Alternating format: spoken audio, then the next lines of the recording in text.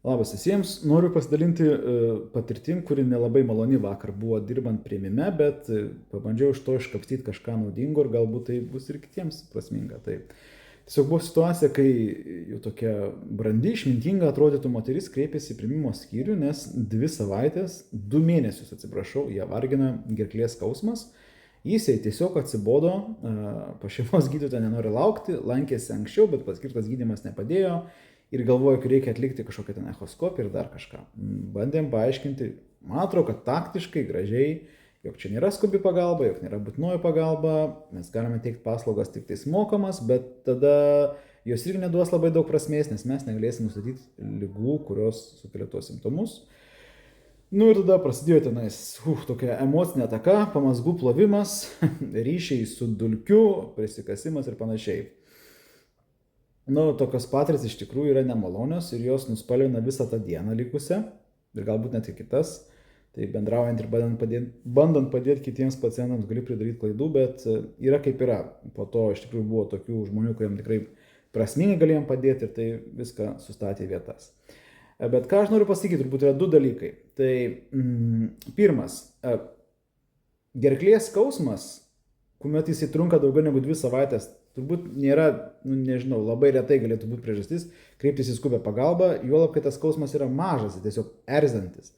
Jeigu gerklę skauda ūmiai, jeigu negalima nuryti seilių, sunku pasukti kaklą ypač, yra temperatūra, tada gali būti tonzilitas, angina arba tam tikri nosiaryklės arba kaklo pūliniai, kuomet būtina kreiptis į skubę pagalbą, bet tie žmonės, jie atrodo sunkiai, jie yra intoksikuoti, karščiuojantis, ten reikės atlikti tyrimus, reikia skirti antibiotikus, kartais net atverti tą pūlinį priėmime ar operacinėje.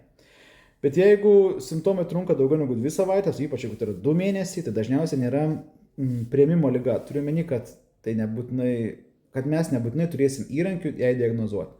Na, pavyzdžiui, 2 savaitės trunkantis gerklės skausmas ar prikimimas ar 2 mėnesius gali reikšti gastroesofaginio refliukso ligą, kažkokią nors lėtinę alergiją, lėtinę specifinę virusinę infekciją, Epstein-Barro virusą ir visą kitą, lėtinį tonzilitą, tokias netgi sisteminės, kokias nors reumatologinės ligas, živ viruso infekcija, visą kitą. Arba netgi, tarkim, onkologinė liga, tarkim, ypač rūkoriams, kuomet 2 savaitės nepraeina prikimimas, tikrai būtų tikslinga ištirti balso stygas dėl galimos onkologinės ligos.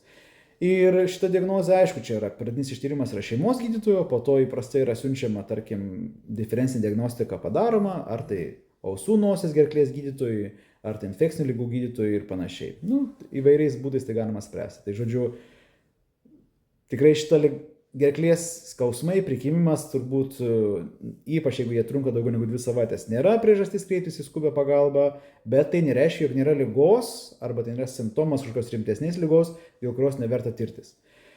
Ir aš suprantu, kad ta sistema, jinai byranti ir galbūt ne visada efektyvi, bet, niekada šaukdami viens ant kito, mes nei savo padėsim, nei kitam padėsim. Tai manau, kad ir tikrai priėmimas turbūt nėra ta vieta, kur tenais ateini ir nori, kad ant tave šauktų, nes dabar man toks jau netgi refleksas sudaręs, kad kiekvieną kartą, kai prasidaro nulis, tai tas žmogus pykstant, piktas šauks ir tu supranti, kad jis ne ant tavęs pyksta, jisai pats piktas dėl to, kad negauna sisteminės pagalbos, bet vis tiek ta visa diena, taip nemaloniai nusispalvoti. Tiesiog, žinokim tokius paprastus dalykus ir padėkime vieni kitiems gyventi laimingai. Sėkmės.